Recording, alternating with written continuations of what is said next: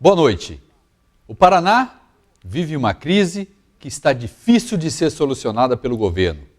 Greve dos professores, servidores revoltados com a mudança no sistema da Previdência e não se sabe até quando vai durar esse impasse. No Brasil, a crise econômica se agrava. O desemprego aumentou. O governo, a duras penas, conseguiu aprovar o seu ajuste fiscal. Mas e o que vai acontecer a partir de agora? Até quando esse clima de tensão vai continuar persistindo nos poderes legislativos do Estado e da União? Até quando? Difícil responder. E sobre isso, a gente conversa hoje aqui no Jogo do Poder com o deputado federal Alex Canziani, do PTB, que viveu mais uma semana muito intensa lá em Brasília. Boa noite, deputado. É um prazer tê-lo de novo aqui no nosso programa. Boa noite, televisão, uma alegria muito grande. Você disse bem, né? Uma semana tensa, né? Como tem sido no Paraná, como tem sido no Brasil inteiro, né? Momentos de ajustes que tanto o governo do Estado, os governos do Estado como um todo e o governo federal vem passando também. Momentos difíceis, até porque a economia, e eu me lembro que eu já falava isso na campanha eleitoral, dizendo que independente de quem ganhasse no Estado e quem ganhasse na União, haveria necessidade de ajustes, até pela conjuntura internacional que o mundo está vivendo. Mas eu espero que, passado, né, esses momentos que tivemos, temos ainda na próxima semana mais uma medida provisória para ser votada, temos que vencer esse desafio também, e eu espero que daí nós tenhamos as bases para poder fazer com que haja o equacionamento das contas da União, para que a gente possa ter uma condição melhor de desenvolver, de o país voltar a uma normalidade. Agora, deputado, é evidente que a crise econômica é muito grave, mas a crise política também tem complicado muito a situação do país. Na última vez que o senhor esteve aqui, acho que uns 2 meses, a gente já falava, olha, está muito difícil, mas parece que a situação fica ainda pior a cada semana. Essa semana, por exemplo, foi muito pior do que as outras, né? Olha, cada semana são novidades, cada semana são crises que acontecem, né? O próprio questionamento que houve essa semana do PMDB para que o PT assumisse também essa questão do ajuste, um ajuste difícil, ajuste que você acaba atingindo questões do trabalhador como um todo, né? Então, isso faz com que haja um tensionamento grande. Aliado a isso, a questão da PEC da Bengala, que foi aprovada também, já foi promulgada, a questão da briga pela terceirização. A terceirização, mais uma matéria que foi aprovada também na Câmara, está agora no Senado Federal. Aí você tem a disputa do Senado com a Câmara, você tem a disputa do governo, né? Então, realmente, um momento turbulento que a gente vem vivendo ao longo desses últimos meses. E eu espero que nós tenhamos uma condição de melhorar um pouco esse clima. A questão da economia não está boa também, está com dificuldades. Acho que vai haver um recrudescimento, inclusive, do desemprego aí nos próximos meses.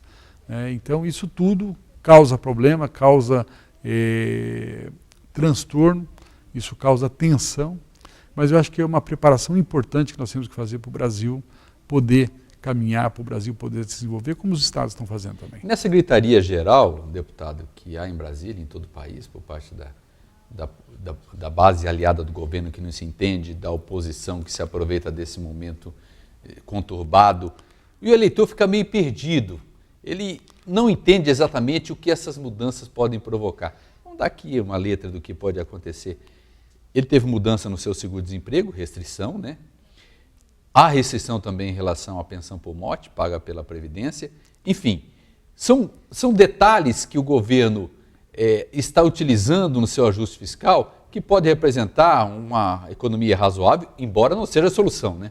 Ah, não. São outras medidas que foram tomadas também para poder, aí o próprio enxugamento, nós vamos ter esse mês ainda o decreto de contingenciamento, ou seja, nós aprovamos o orçamento da União e aí há a sanção, já houve a sanção e nós teremos agora o decreto de contingenciamento que deve ser até o final do mês de maio. Deve cortar várias despesas de praticamente todos os setores do governo. Exatamente. E esse é mais um complicador também para a economia. Queira ou não, o governo quando investe, quando tem obras, isso movimenta a economia como um todo. E com esse momento que nós vamos passar dessa restrição, e nós teremos então um complicador a mais para a economia. Agora, é necessário também para que a gente possa ter o ajuste das contas públicas. Não há como você você gastar mais do que você ganha, o governo não pode ser perdulário, o governo tem que ter uma restrição e vai ter que cortar. Cortou, infelizmente, junto aos trabalhadores, empresários também vão ter uma parcela da conta e também teremos... Cortou o FIES, reduzindo praticamente a metade, isso atinge milhões de brasileiros. Se bem que os contratos que tinham sido feitos, eles estão sendo renovados, não houve esse problema com relação a isso. Com dificuldade, mas está sendo renovado. Está sendo renovado.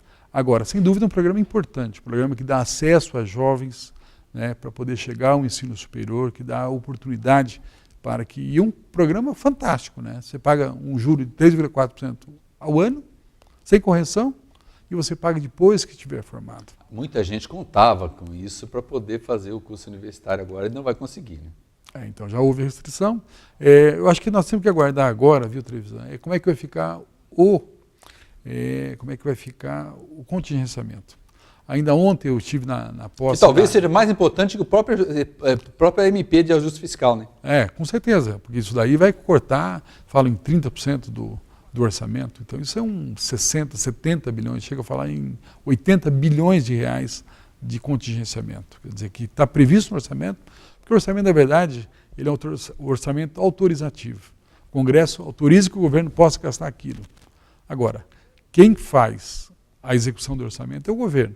E através desse decreto ele passa para cada uma das áreas do governo dizendo o seguinte, olha, você tem 100, mas você vai poder gastar 70, 60, 80, vai depender do tamanho do corte que nós vamos ter. Agora a gritaria dos ministros vem pesada porque o corte vai ser profundo. E eu espero, viu, Trevisan, que até pela própria fala da presidente Dilma, né, de se fazer do Brasil uma pátria educadora, eu espero que, primeiro torço para que não haja o contingenciamento, mas se houver, que seja um contingenciamento muito menor do que outras áreas.